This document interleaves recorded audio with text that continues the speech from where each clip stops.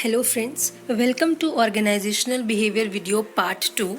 Yesterday we have discussed classical theory of organizational behavior, that was traditional theory.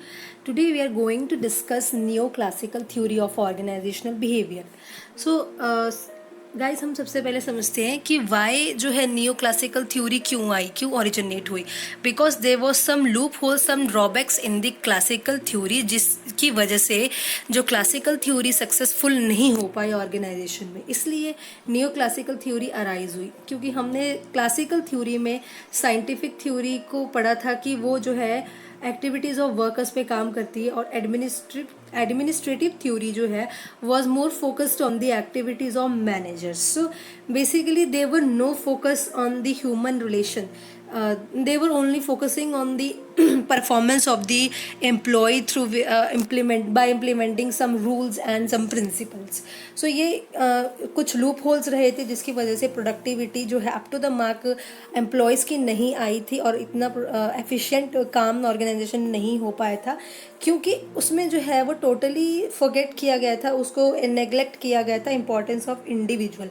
तो new classical theory में ये कहा गया है कि अगर हम इंडिविजुअल को इम्पोर्टेंस नहीं देंगे तो कंपनी में जो है अच्छी परफॉर्मेंस नहीं आएगी, और उनके ग्रुप रिलेशंस भी किस तरीके के हैं ऑर्गेनाइजेशन में, इसे भी एम्फेसिस करना ज़रूरी है. Therefore, the neoclassical theory tries to find out social factors affecting the working of an organization. इसलिए न्यू क्लासिकल थ्योरी जो है केम इनटू एग्जिस्टेंस, जिसने कोशिश की थी कि सोशल फैक्टर्स किस तरीके से अफेक्ट करते हैं ऑर्गेनाइजेशन में और उनके प्रोडक्टिविटी पे एम्प्लॉयज़ की, ये फाइंड आउट करने के लिए.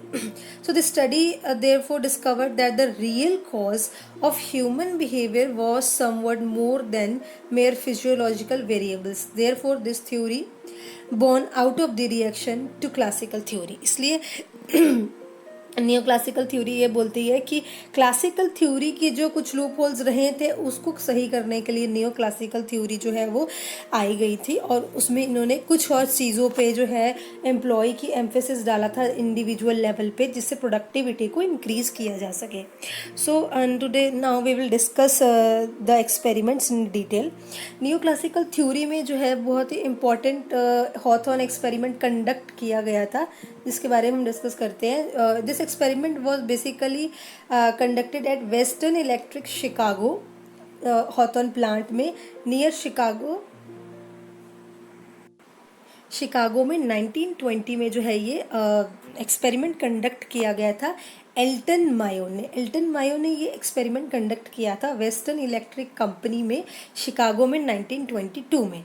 ये जो एक्सपेरिमेंट जो है एनलाइटन करता है चार इम्पॉर्टेंट चीज़ों को, चार इनकी स्टडी पे ये एम्फेसिस डालता है. सबसे पहला है illumination study, then next is relay assembly test room study, third is interviewing programme, and the fourth is bank wiring room experiment. ये चार स्टडीज एक्सपेरिमेंट में की गई थी, और इसके बारे में अब हम डिटेल में पढ़ते हैं कि हॉथॉर्न एक्सपेरिमेंट में इन चीज़ों में क्या क्या किया गया था. सबसे पहले इल्यूमिनेशन स्टडी पे फोकस करते हैं. इल्यूमिनेशन स्टडी में जो है एल्टन मायो ने ये एम्फेसिस डाला था कि क्या एम्प्लॉय की प्रोडक्टिविटी पर लाइटनिंग का जो कुछ इंटेंसिटी का फ़र्क पड़ता है या नहीं पड़ता है.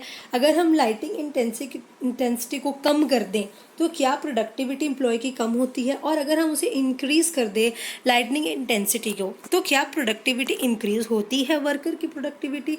ये जो है वो टेस्ट किया गया था. तो ये जो टेस्ट किया गया था बेसिकली इसका नेगेटिव रिजल्ट आया था, जिसका मतलब कि कोई भी इफ़ेक्ट नहीं पड़ता है अगर हम लाइटनिंग इफेक्ट को रिड्यूस या इंक्रीज़ कर देते हैं, तो वर्कर की प्रोडक्टिविटी पर इसका कोई ज़्यादा फ़र्क देखने में नहीं नज़र आता. प्रोडक्टिविटी जो है वो रिमेन सेम रहती है. तो ये इल्यूमिनेशन स्टडी हो गई. दूसरा जो एक्सपेरिमेंट किया गया था वो relay assembly test room experiment था. यानी कि कुछ छोटे छोटे एक्सपेरिमेंट्स किए गए थे, जैसे कि उन्हें मील प्रोवाइड करना ड्यूरिंग ब्रेक्स. अगर हम एक छोटी सी कोई भी कॉम्प्लीमेंट्री कंपनी की तरफ से कोई मील प्रोवाइड कर दे ब्रेक में चाय के साथ, अगर हम उन्हें कुछ बिस्किट या कोई भी चीज़ प्रोवाइड कर दे तो क्या फ़र्क आता है. अगर उनकी हम shortening the day by 30 minutes, जैसे कि अगर 6 o'clock पे शाम को इवनिंग में ऑफ होता है कंपनी में, तो अगर हम जो है 5:30 पे उनको छोड़ दे, 5:30 पे रिवील कर दे, यानी कि आधा घंटा पहले छोड़ दे, तो क्या फ़र्क पड़ता है उनकी प्रोडक्टिविटी पर। अगर हम उनकी ब्रेक को थोड़ा सा एक्सटेंड कर दें, अगर उनकी ब्रेक हाफ एन आवर की है तो हम उसको 40 मिनट्स कर दें या 45 मिनट्स करने पर उनकी प्रोडक्टिविटी पे क्या असर आता है। तो hence all the experiment has an positive impact. देखिए सबका पॉजिटिव इम्पैक्ट था on the productivity and therefore increases the performance of the workers. ये जो सारे एक्सपेरिमेंट किए गए थे कि उनको मील प्रोवाइड करना, ब्रेक्स में उनका शॉर्टन कर देना, डे बाय 30 मिनट्स उनको अर्ली जो है वो छोड़ देना, उनकी ब्रेक को एक्सटेंड कर देना, इन सब का पॉजिटिव इफ़ेक्ट पड़ता है उनकी प्रोडक्टिविटी पर और वो बेटर परफॉर्म कर पाते हैं एफिशिएंटली इस वजह से कंपनी में। नेक्स्ट है इंटरव्यूइंग प्रोग्राम। तीसरा है जो एक्सपेरिमेंट कंडक्ट किया गया था वो इंटरव्यूइंग प्रोग्राम है। इसमें देखिए बेसिकली देखा जाता है कि जो कनेक्शन है between top management and lower level decision making में वो कैसा है। तो अगर हम यहाँ पर कनेक्शन को थोड़ा बढ़ा देते हैं और थोड़ा सा लिबरल कर देते हैं टॉप मैनेजमेंट का और लोअर लेवल का, तो क्या फ़र्क पड़ता है एम्प्लॉय की प्रोडक्टिविटी पर। अगर इंक्रीज तो यहाँ पे बेसिकली इसका पॉजिटिव इफेक्ट पड़ता है कि अगर हम लोग टॉप मैनेजमेंट और लोअर लेवल जो है वो इजीली कम्युनिकेट कर रहा है तो इसका कंपनी के ऊपर पॉजिटिव इफेक्ट पड़ता है और एज वेल एज एम्प्लॉयज़ पर भी पड़ता है। इससे क्या है, employees they will feel sense of belongingness among the, उनको लगेगा कि हाँ हमारे साथ कंपनी टच में है, क्योंकि देखिए वो अपने आप को part of the organisation feel करेंगे। अभी अगर हम कोई ऑर्गेनाइजेशन बहुत हार्श है अपने लोअर लेवल के साथ तो उन्हें part of the organisation feel नहीं होगा। पर अगर हम थोड़ा सा उनके साथ लिबरल टॉप मैनेजमेंट रहती है, उनकी बातों को कंसीडर किया जाता है, उन्हें सुना जाता है, उनकी प्रॉब्लम को सॉल्व करती हैं, तो उन्हें part of the organisation feel होगा। देखिए communication is not only upward but downward also. सिर्फ ये नहीं है कि टॉप लेवल ही कम्युनिकेट कर सिर्फ जो है वो मैनेजर्स जस्ट अपने डिसीजंस और अपने रूल्स को कन्वे कर दे लोअर लेवल तक और उनसे फीडबैक ना ले, उनसे पूछे ना कि सेटिस्फाइड वो है या नहीं है या उन्हें क्या प्रॉब्लम आ रही है। पर ये है कि अगर वो उनकी जो है डिसीजन मेकिंग में उनकी भी जो है वो ओपिनियन लेते हैं, अगर उनसे भी पूछते हैं, कम्युनिकेशन दोनों तरफ से रहता है तो एफिशिएंटली कंपनी में काम हो पाएगा और अल्टीमेटली इसका जो है वो पॉजिटिव इफेक्ट जो है ऑर्गेनाइजेशन पे आता है, क्योंकि इससे एम्प्लॉय की जो है प्रोडक्टिविटी इंक्रीज हुई थी। Then next is bank wiring room experiment. Fourth जो है वो last bank wiring room experiment है। इसमें इन्होंने क्या किया था कि इन्होंने इंक्रीज़ किया था पेमेंट इंसेंटिव्स ऑफ वर्कमैन। जो है अगर वो एक्स्ट्रा काम करते हैं या उनकी परफॉर्मेंस किस हिसाब से रहती है उस हिसाब से उनको पेमेंट दी जाती थी। अगर वो ज़्यादा एफिशिएंटली या ज़्यादा पहले टाइम पे काम कंप्लीट कर रहे हैं तो उन्हें और जो है उनको उसका इंसेंटिव पे करना। Then social group can influence production and individual work behaviour. उन्हें इन सोशली जो है एंटरटेन करना और सोशल ग्रुप्स फॉर्म करना, इनफॉर्मल ग्रुप्स फॉर्म करना जो है ये भी आपकी प्रोडक्टिविटी को जो है इम्प्रूव करते हैं कंपनी में। अगर उनका कोई सोशल ग्रुप है कंपनी में और वो अपनी चीज़ों को अच्छे से उनके साथ शेयर कर रहे हैं तो उन्हें जो है कई बार एम्प्लॉयज़ को लगता है कि हाँ हमें भी किसी के साथ कुछ डिस्कस करना चाहिए, जब कभी मतलब उन्हें जज नहीं किया जाए। तो अगर इस तरीके के ग्रुप्स उनके कंपनी में बनेंगे कि सोशल ग्रुप्स रहेंगे तो जिससे वो अपनी चीज़ों को डिस्कस कर सकेंगे बिना हेजिटेशन के, तो अल्टीमेटली उनकी एफिशिएंसी पे, उनकी परफॉर्मेंस पे पॉजिटिव इफेक्ट पड़ेगा। तो ये 4 एक्सपेरिमेंट कंडक्ट किए गए थे। Bank wiring room experiment, interviewing programme, relay assembly test room and elimination study. तो ये जो है 4 एक्सपेरिमेंट्स थे जिनका पॉजिटिव इफेक्ट रहा था एक्सपेरिमेंट का। अब हम थोड़ी सी इनकी करेक्टरिस्टिक्स कर लेते हैं इन अ नटशेल कि ये क्या है न्यू क्लासिकल थ्योरी। सो ये कहता है कि the organisation is a social system. Organisation is made up of social system. इसमें सिर्फ टेक्नोलॉजी और जो है ह्यूमन जो बिहेवियर काम करता है वो एक सोशल सिस्टम से बनता है, ये न्यू क्लासिकल थ्योरी बोलती है।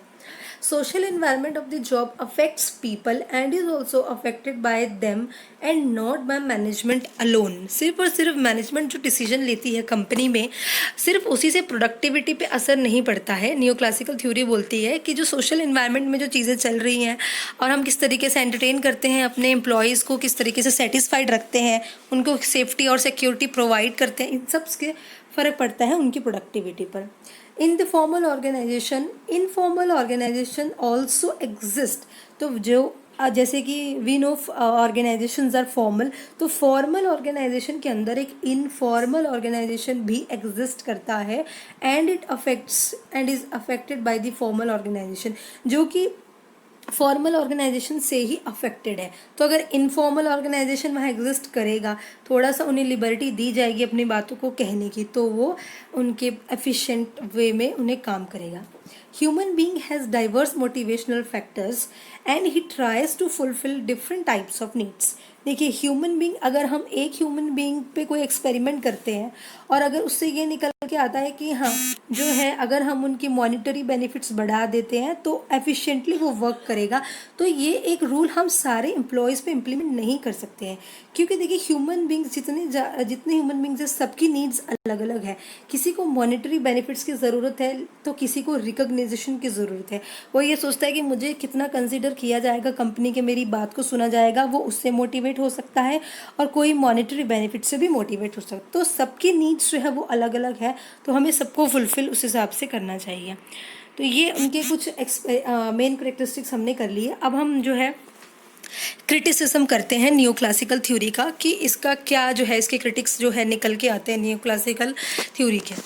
सबसे पहले है कि इट लैक्स वैलिडिटी. देखिए, जो एक्सपेरिमेंट हॉथरॉन का कंडक्ट किया गया था कंपनी के अंदर, वो एक कंट्रोल्ड एक्टिविटीज़ में था और एक अंडर ऑब्जर्वेशन था. एम्प्लॉयज़ वर न्यू कि दे आर अंडर ऑब्जर्वेशन, तो इससे प्रोडक्टिविटी इंक्रीज हो जाती है. पर अगर हम इसको लाइफ लॉन्ग वे में देखें हमेशा ऑर्गेनाइजेशन में कि इससे हमेशा प्रोडक्टिविटी बढ़े, तो ये थोड़ा मुश्किल होगा, क्योंकि हमेशा प्रोडक्टिविटी नहीं बढ़ सकती है. तो ये जो है वो वैलिड, लॉन्ग टाइम के लिए वैलिड नहीं है. मोर इम्पॉर्टेंस टू ह्यूमन एस्पेक्ट्स. देखिए, हम न्यू क्लासिकल थ्योरी पढ़ी तो इसमें पूरा का पूरा एम्फेसिस जो फोकस है वो ह्यूमन एस्पेक्ट्स पे दिया गया है. ऐसा नहीं है, देखिए, अगर हम टेक्निकल चीज़ों को नेग्लेक्ट कर देंगे, साइंटिफिक चीज़ों को नेग्लेक्ट कर देंगे, तो ज़रूरी नहीं है कि सिर्फ और सिर्फ ह्यूमन एस्पेक्ट पे फोकस करने से ही बेटर प्रोडक्टिविटी आती है.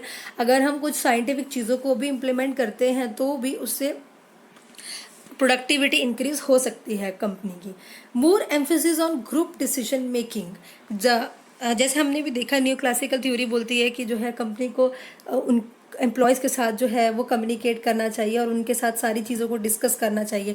ये कुछ चीज़ें कंपनी में ऐसी होती है जो टॉप मैनेजमेंट तक ही जो है वो सीमित रहती है, यानी कि सीक्रेट रहती है. कुछ चीज़ें हम कन्वे नहीं कर सकते हैं, कुछ चीज़ें कॉन्फिडेंशियल रहती है, तो वो चीज़ें कन्वे टॉप मैनेजमेंट सबको नहीं कर सकता है. तो यहाँ पे फिर उस चीज़ का ये लूप होल है कि अगर हम नहीं करते हैं तो उन्हें जो है न्यू क्लासिकल थ्योरी के अकॉर्डिंगली फिर वो सही नहीं माना जाता है.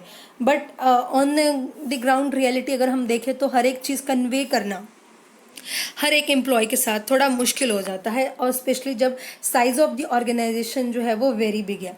Then last is over importance to freedom of workers. जैसे हमने देखा अभी न्यू क्लासिकल थ्योरी में सारा का सारा एम्फेसिस जो है वो एम्प्लॉय की सेटिस्फेक्शन, एम्प्लॉय के बेटरमेंट के लिए ही है. देखिए, वी नो दैट और human resource is an very important part of the organisation, but इतना ज़्यादा फ्रीडम अगर हम उनको दे देंगे तो कहीं ना कहीं वो क्वेश्चन जो है वो टॉप मैनेजमेंट पे कभी ना कभी जो है वो क्वेश्चन अराइज हो जाता है एक कि वो उनकी जो है वो इंटरनल पॉलिसीज़ या जो भी रूल्स एंड रेगुलेशंस होती है कंपनी के, वो अफेक्ट हो सकती है.